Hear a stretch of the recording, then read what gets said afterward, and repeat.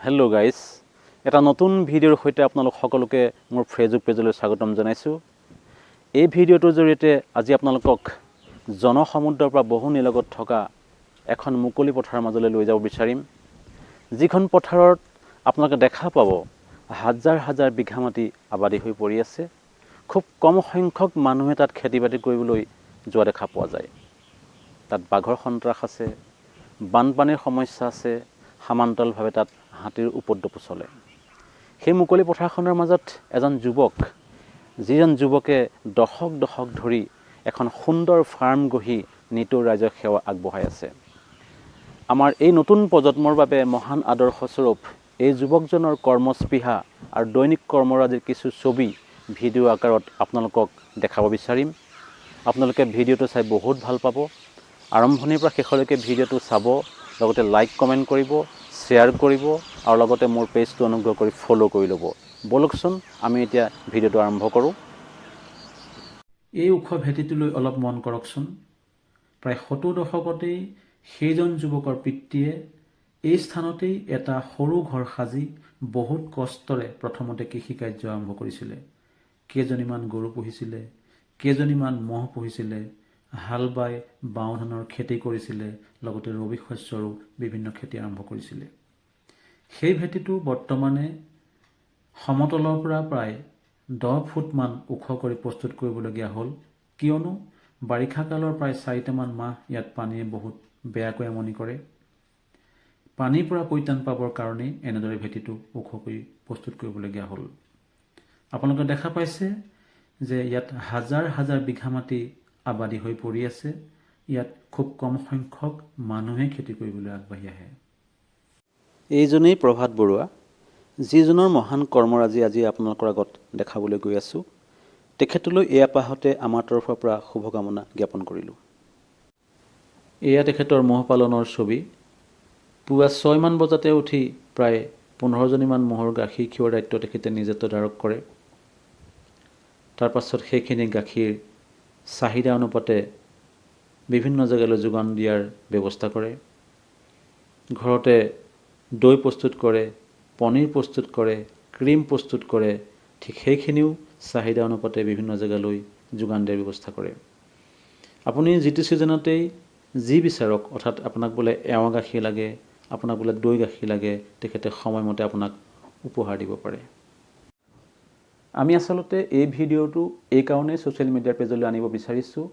মই ভাবোঁ আমাৰ ভৰিৰ তলতেই আমাৰ জীৱিকাৰ সকলো উৎস লুকাই আছে। আমি তাক ভালদৰে অনুসন্ধান কৰি ল'বহে জনা নাই। আমি চৰকাৰী চাকৰি বিচাৰি দুৱাৰে দুৱাৰে ঘূৰি ফুৰিছোঁ, ইজি মানিৰ পিছত ঘূৰি ঘূৰি হাবাথুৰি খাইছোঁ, কিন্তু আমি অলপ শৰীৰৰ ঘাম উলিয়াবলৈ চেষ্টা কৰা নাই। যদি আমি অৰ্থাৎ আমাৰ নতুন প্ৰজন্মই এনেধৰণৰ মহান এই আদৰ্শবিলাক অনুকৰণ কৰোঁ, মই ভাবোঁ চৰকাৰৰ ঘৰত চাকৰ কৰাৰ কোনো প্ৰয়োজন নাথাকে। আত্মনিৰ্ভৰশীল হোৱাৰ সুযোগ সকলোৰে হাতে হাতে আছে। দেশত যি হাৰত বৰ্তমানে নিবনুৱাৰ সংখ্যা বাঢ়িছে, সেই সকলো নিবনুৱাক চৰকাৰে কেনেকৈ সংস্থাপন দিব? চৰকাৰক দোষ দি লাভ নাই। চৰকাৰৰ পক্ষে এইটো সম্ভৱ নহয়। আমি অৰ্থনৈতিকভাৱে স্বাৱলম্বী হ'বলৈ হ'লে আন কোনো পক্ষলৈ বাট নাচাই আত্মনিৰ্ভৰশীল হোৱাৰ পথ বাছি ল'ব লাগিব এনেবোৰ কৰ্মৰাজিৰ মাজেৰে। এটি চৰকাৰী চাকৰি বনাম আত্মনিৰ্ভৰশীল এজন ব্যক্তি তুলনামূলকভাৱে চাবলৈ গ'লে দ্বিতীয়জনৰে সকলো ক্ষেত্ৰত চুপিম পাৱাৰ থাকে। সেয়ে আমি ভাবোঁ আমাৰ উঠি অহা প্ৰজন্মক আত্মনিৰ্ভৰশীল হোৱাৰ পথ বা দীক্ষা দিব লাগে, আৰু এই ক্ষেত্ৰত চৰকাৰেও তেওঁলোকক উঠি পৰি সহায় সহযোগ আগবঢ়াব লাগে।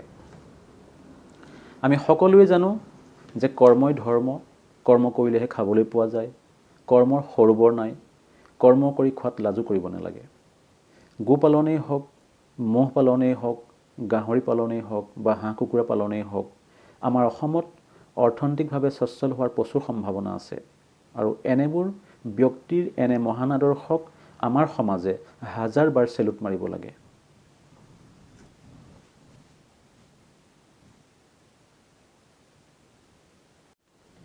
এইবাৰ আমি তেখেতৰ শাক পাচলি বাৰীডৰাত সোমাইছোঁ।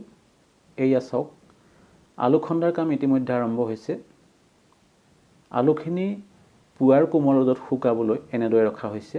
এইদৰে ইটোৰ পাছত সিটো তেখেতৰ হাতৰ পৰশত প্ৰাণ পাই উঠা প্ৰতিটো শস্যৰ দীঘল দীঘল শাৰীবোৰৰ মাজলৈ আমাক লৈ গৈছিল। তেখেতে আমাক জনালে যে এই সমস্ত খেতিত কোনো ৰাসায়নিক সাৰ বা কীটনাশক ঔষধ প্ৰয়োগ কৰা হোৱা নাই, কেৱল মাত্ৰ গোবৰ সাৰতে এইখিনি কৰা হৈছে। সঁচাকৈ আমাৰ মনবোৰো আনন্দত আত্মহাৰা হৈ গৈছিল। সেই মুহূৰ্তত আমাৰ তেখেতক দিবলৈ একো নাছিল। তেখেতৰ দীৰ্ঘায়ু কামনা কৰিলোঁ। তেখেতে এইদৰে আমাৰ সমাজৰ বাবে সদায় আদৰ্শৰ প্ৰতীক হৈ ৰওক, তাৰেই কামনা কৰিছোঁ। নকলেও সত্য যে আজি আমাৰ শাক পাচলিৰ বজাৰখন খাৰুপেটীয়াৰ দখলত। খাৰুপেটীয়াৰ পৰা ট্ৰাকে ট্ৰাকে আমাৰ বাবে নিতৌ শাক পাচলি নামত বৰবিহ সৰবৰাহ হয়। আমাৰ বাবে এইখিনি কোনে যোগান ধৰে? সকলোৱে জানে যে এইখিনি মিয়াসকলেই যোগান ধৰে। বৰ লাজ লগা আৰু দুখৰ কথা। নকলেও নোৱাৰোঁ যে আমি দৈনিক শাক পাচলি নামতেই হওক বা অন্য যাৱতীয় খাদ্যবস্তুৰ ক্ষেত্ৰতেই হওক প্ৰতিদিনে শ্ল' পয়জন ভক্ষণ কৰি আছোঁ।